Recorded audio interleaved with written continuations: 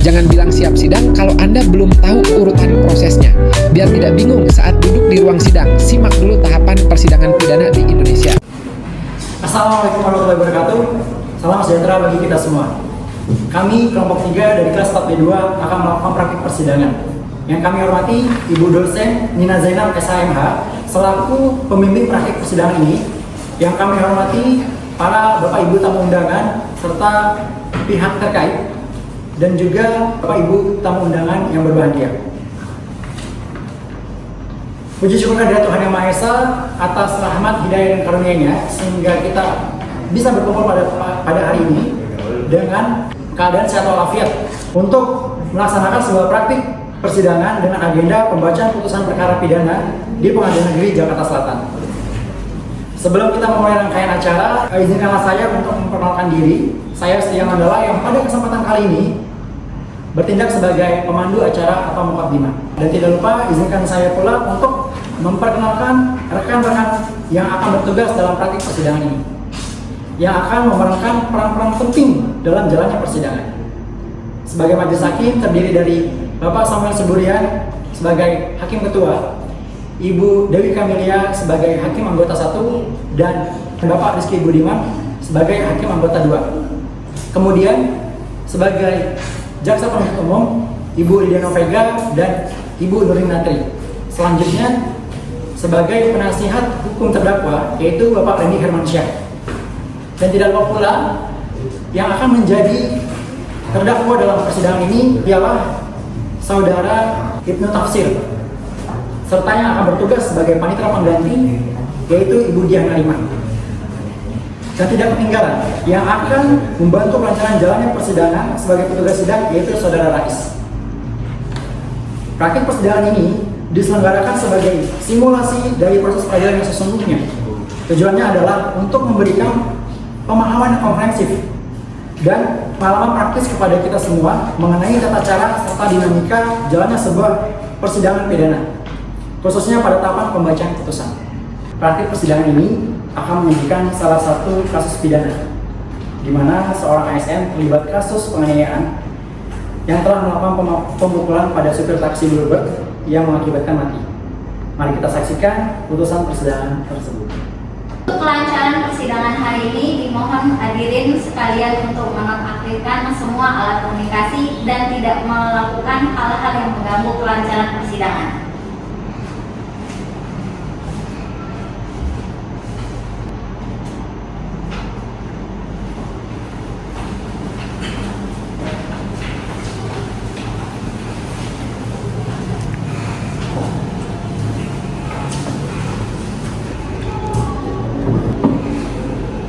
Majelis hakim akan memasuki ruang sidang. Hadirin dimohon untuk berdiri.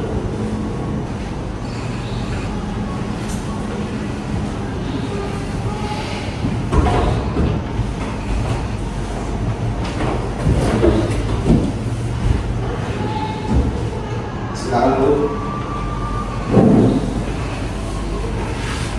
Silakan Yang Mulia.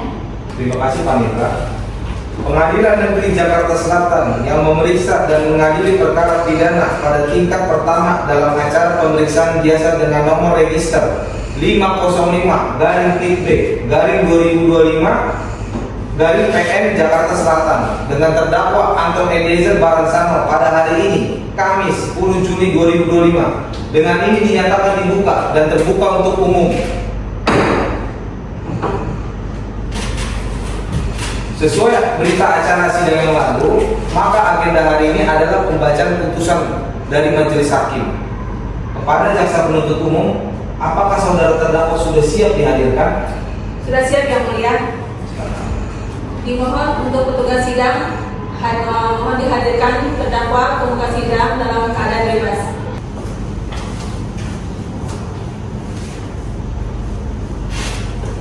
Baik, terima kasih. Petugas sidang silakan kembali ke tempat. Baik, saudara terdakwa, apakah saudara dalam keadaan sehat jasmani dan rohani? Sehat Yang Mulia. Baik. Dalam persidangan ini diberitahukan bahwa acara persidangan hari ini adalah pembacaan putusan pengadilan. Apakah saudara terdakwa sudah siap mendengar sidang putusan hari ini? Saya sudah siap, Yang Mulia. Baik, putusan akan saya bacakan. Putusan perkara nomor 505-PIT-B-2025-PN Jakarta Selatan.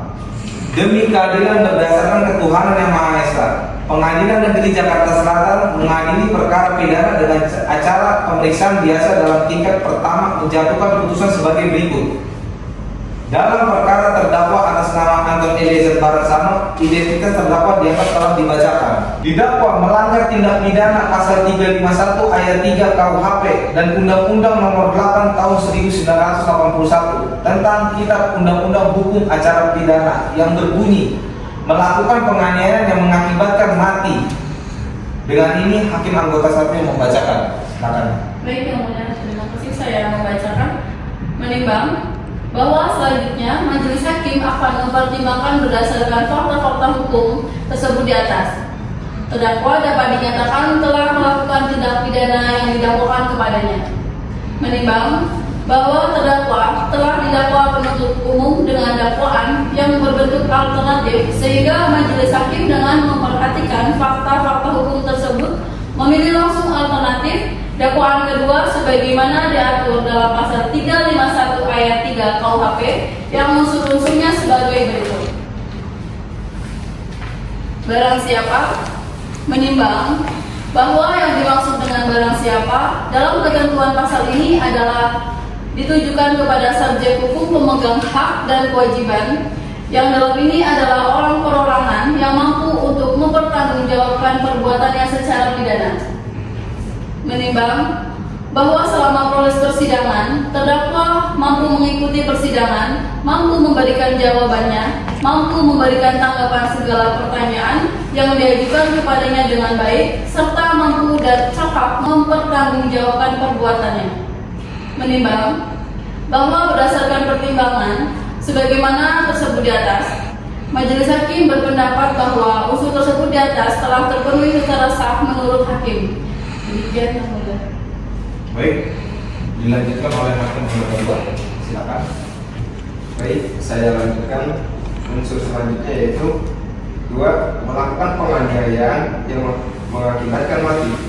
Menimbang bahwa berdasarkan barang bukti dan alat bukti yang diajukan diperoleh fakta-fakta hukum sebagai berikut. Bahwa pada hari Rabu 17 Juli 2024 sekitar jam 4.30 waktu Indonesia Barat, saat terdakwa Anton Eliezer Baratsano pulang dari Pondok Besar Jakarta Barat dengan setengah sadar karena terpengaruh oleh minuman keras, menggunakan taksi Bluebird yang dikendarai oleh korban Muhammad Asari hingga akhirnya sampai di depan Mes Papua Barat yang beralamat di Jalan Kebon Baru 5 nomor 54 Kelurahan Kebon Baru, Kecamatan Tebet, Jakarta Selatan. Lalu saat terdakwa turun dari taksi Bluebird untuk membuka gerbang selanjutnya, korban Muhammad Asari menghampiri terdakwa dari arah belakang sambil mengatakan bayar dulu. Bahwa terdakwa mengatakan saya bayar, tapi saya buka gerbang dulu. Lalu korban Muhammad Asari mengatakan biasanya orang tidak bayar. Ucapan dari korban Muhammad Asari mengakibatkan terdakwa emosi lalu menghampiri korban mengatakan, "Bapak ajak berantem saya." Lalu korban Muhammad Asari mengatakan, "Saya tidak takut," sehingga terdakwa mencoba memegang kerah baju korban Muhammad Asari.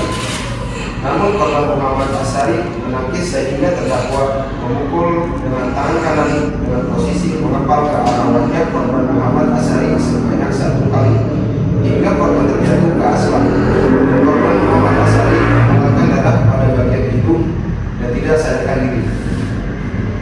Bahwa berdasarkan hasil visum et repertum dari Rumah Sakit Cipto Mangunkusumo nomor 130 /Ver 261D titik 4725 082.07.2.07 8 /2024.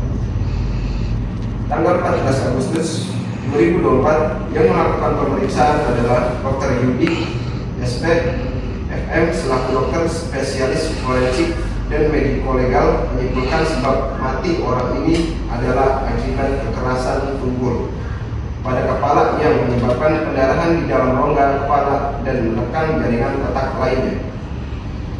Menimbang bahwa untuk menjatuhkan pidana terhadap terdakwa maka perlu untuk dipertimbangkan terlebih dahulu keadaan dan memberatkan dan keadaan yang meringankan.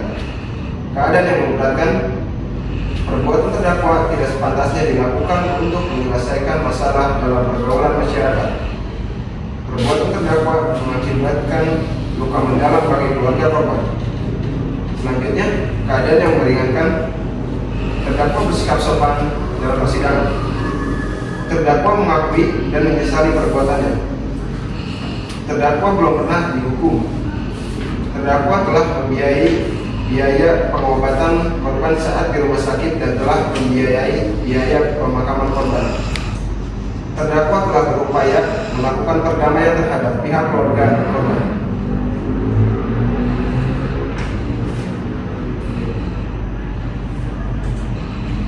Saya ambil alih kembali. Menimbang bahwa oleh terdakwa telah dijatuhkan pidana maka terhadap biaya perkara dalam perkara ini harus dibebankan kepada terdakwa. Memperhatikan Pasal 351 ayat 3 KUHP dan Undang-Undang Nomor 8 Tahun 1981 tentang Kitab Undang-Undang Hukum Acara Pidana serta ketentuan hukum lainnya yang bersangkutan. Mengadili 1. Menyatakan terdakwa Anton Eliezer Baransana tersebut telah terbukti secara sah dan meyakinkan bersalah melakukan tindak pidana melakukan penganiayaan yang mengakibatkan mati. 2. Menjatuhkan pidana kepada terdakwa Anton Eliezer Baransana tersebut dengan pidana penjara selama 4 tahun dan 6 bulan. 3. Menetapkan masa penangkapan dan penahanan yang telah dijalani oleh terdakwa tersebut dikurang seluruhnya dari pidana yang dijatuhkan. 4. Menetapkan terdakwa berada dalam tahanan. 5. Menetapkan barang bukti berupa 1 baju berwarna biru muda motif bluebird bercak darah, 1 baju berwarna putih bercak darah, dirampas untuk dimusnahkan. 6. Membebankan biaya perkara kepada terdakwa sejumlah Rp5.000.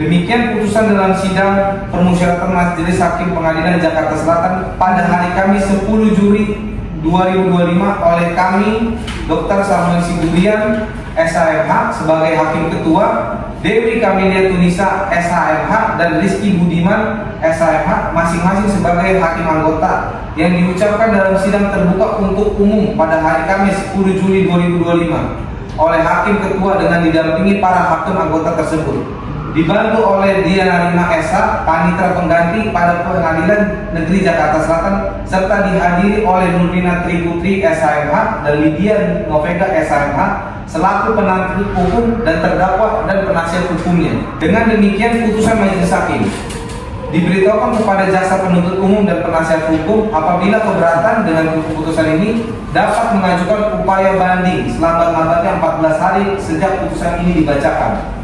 Kepada saudara terdakwa, apakah mengerti dengan putusan ini? Saya mengerti. Baik. Pada penasihat hukum terdakwa, apakah ingin berupaya banding? Majelis Hakim yang terhormat, kami mohon waktu sebentar untuk berdiskusi dengan terdakwa. Silakan. Baik, Majelis Hakim yang terhormat, putusan kami tidak akan mengajukan banding. Terima kasih. Baik. Demikian putusan perkara pidana dengan nomor 505/PIT-B/2025 PN Jakarta Selatan dengan terdakwa Anton Eliezer Baransana dinyatakan selesai. Sidang hari ini dinyatakan ditutup.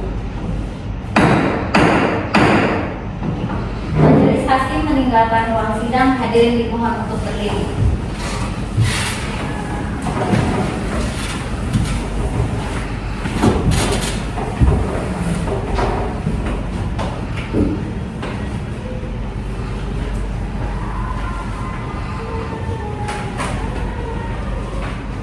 Demikianlah praktik proses persidangan dari kelompok 3 tugas pelepasan pidana. Saya Setia Mandala, banyak kurangnya mohon maaf yang sebesar-besarnya. Saya pamit undur diri. Wabillahi taufiq wal hidayah. Wassalamualaikum warahmatullahi wabarakatuh.